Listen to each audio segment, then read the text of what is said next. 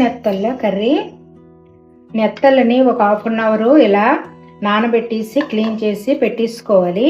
ఉల్లిపాయలు ఒక 3, కొంచెం కరివేపాకు, 2 పచ్చిమిరపకాయలు, అల్లం వెల్లుల్లి పేస్టు, ఒక టమాటా ఇలా కట్ చేసి పెట్టుకోవాలి. ఇప్పుడు తాలింపు వేసుకుందాము. కొంచెం ఆయిల్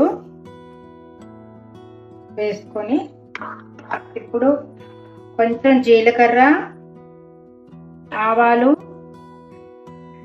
మనం కట్ చేసి పెట్టుకున్న ఉల్లిపాయలు, పచ్చిమిరపకాయలు వేసుకోవాలి. ఇలా ఫ్రై చేసుకొని లైట్గా ఫ్రై చేసుకున్న తర్వాత అల్లం వెల్లుల్లి పేస్ట్ వేయాలి.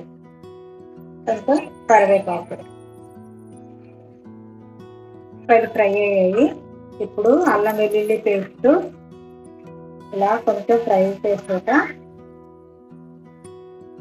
టమాటాలు వేసుకోవాలి. టమాటా వేసి ఇప్పుడు కొంచెం సాల్ట్, కొంచెం పసుపు, కొంచెం కారం, గరం మసాలా వేసి ఇవి బాగా మగ్గించి తీసుకోవాలి. తర్వాత నెత్తళ్ళు వేసుకోవాలి. మగ్గిపోయాయి. ఇప్పుడు మనం కడిగి పెట్టుకున్న నెత్తళ్ళు వేసుకోవాలి. ఇలా వేసుకొని ఇలా కలిపేసుకోవాలి.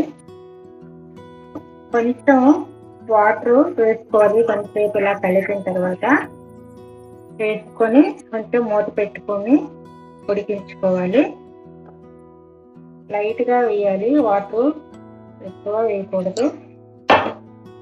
ఇలా వేసి మూత పెట్టి ఉడికించాలి. తెల్ల కర్రీ ఇలా రెడీ అయింది. ఇలా చేసుకుంటే చాలా బాగుంటుంది. ఇలా చారన్నంతో ఇలా మనం చేసుకొని తింటే చాలా బాగుంటుందండి. ఒకసారి మీరు కూడా ఇలా ట్రై చేయండి. ఈ వీడియో నచ్చితే లైక్ చేయండి, షేర్ చేయండి, సబ్స్క్రైబ్ చేయండి.